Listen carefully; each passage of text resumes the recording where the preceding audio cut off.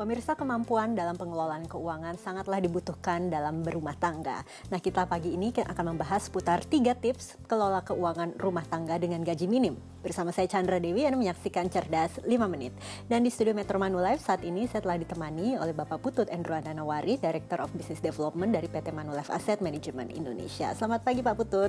Pagi Mbak Chandra. Pak Putut, ini kita kalau berbicara mengenai rumah tangga, ini pengeluaran rumah tangga seakan tak ada habis-habisnya Pak. Padahal gaji segitu-segitu saja begitu ya. Nah, bagaimana pandangan Pak Putut mengenai ini? Apakah ada trik khusus untuk menanganinya? Justru kalau saya lihat kita sebagai investor itu kan harus pandai-pandai mengelola uang. Makanya di masyarakat suka ada istilahnya itu apa, gaji 30 koma gitu ya. Bukan 30 koma gede banget, bukan. Tapi habis gajian tanggal 30 sudah habis. Kalau saya pikir apa, pengelolaannya yang kurang baik. Nah, pengaturannya ini, nah ini mungkin kita ada tips gimana ngelola keuangan rumah tangga. Itu kita bilang ada 3 tipsnya. Yang pertama itu adalah memprioritas pengeluaran dulu. Ini yang pertama.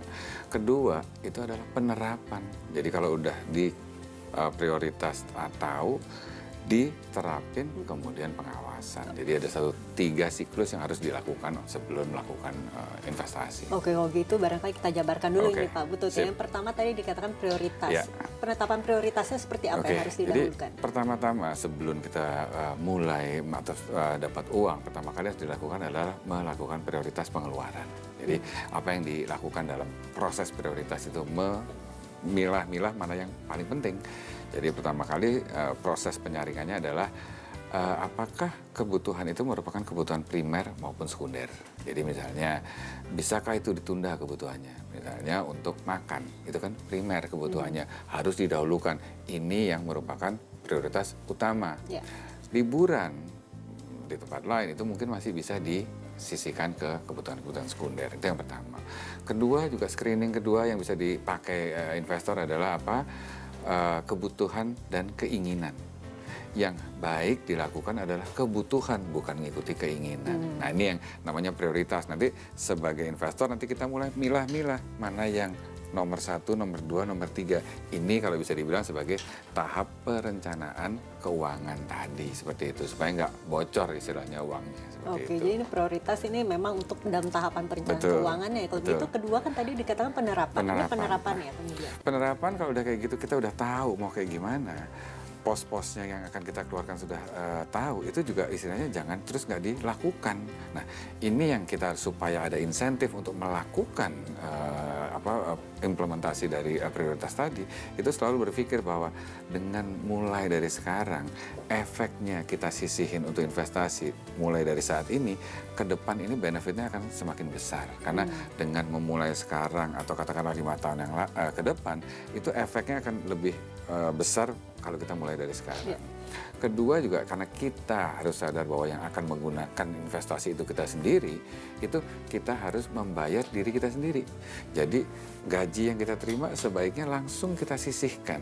Dan ini kebudayaan kita, kadang-kadang kita tuh apa, nggak bisa bohong, kita suka beli. Tanamkan konsep kita juga bisa beli masa depan kita sendiri. Gimana caranya? Masa depan dibeli gimana? Dengan menyisihkan sebagian aset kita untuk diinvestasikan. Itu yang dibilang sebagai penerapan. Jangan malah didiamkan saja uangnya. Kuncinya itu juga disiplin diri pastinya ya Pak Putut ya. Tadi disebut juga ini ketiga yaitu pengawasan. Dalam hal apa pengawasannya? Jadi gini, banyak juga orang kita tuh kalau sudah beli, namanya beli terus disimpan.